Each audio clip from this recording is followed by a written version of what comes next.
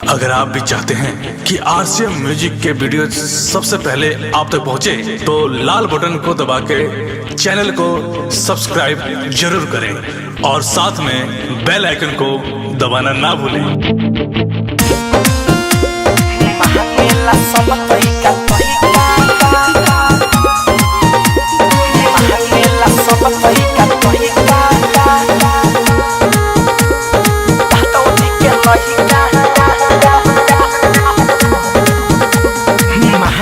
सब तरीका तरीका है यादव जी के लइका, यादव जी के लइका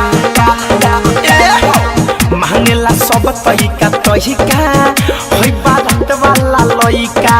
देखी के चोली में गदर जो बनावा पूछेला लइका ई है कहाँ।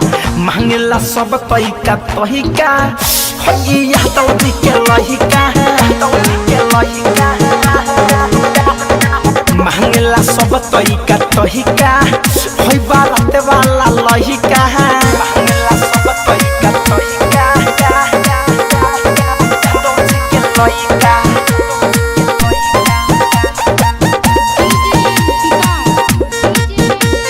मांगेला सब तरीका तरीका हम पर से निहुरावे, हम त चोली में घुसावे चढ़ी स्टेज के ऊपर है दुनू बुफरता भावे, बुफरता भावे है ऊपर से निहुरावे हनोता चोली में घुसावे चढ़ी स्टेज के ऊपर है दुनू बुफरता भावे, बुफरता भावे पूछला ये मैडम लहंगा में तोहरा रही डाली के महिका।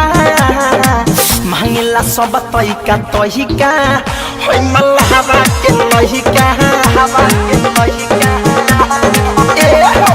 मांगेला सब तरीका तरीका है यादव जी के लइका।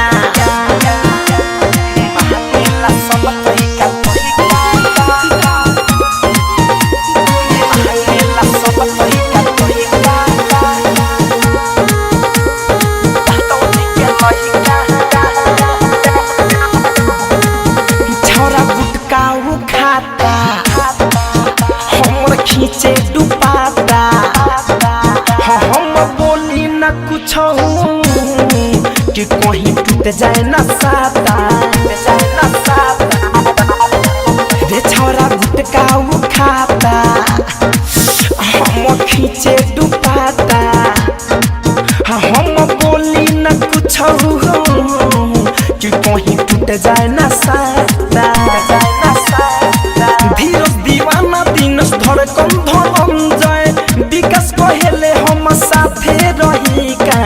मांगेले सब तरीका तरीका है यादव जी के लइका, यादव जी के लइका मांगेले सब तरीका तरीका बाबू साहेब के लइका। देखी के चोली में गदर जो बनावा पूछेला लइका ई है कहाँ। मांगेला सब तरीका तरीका है यादव जी के लइका, यादव जी के लइका मांगेला सब तरीका तरीका है बारात वाला लइका।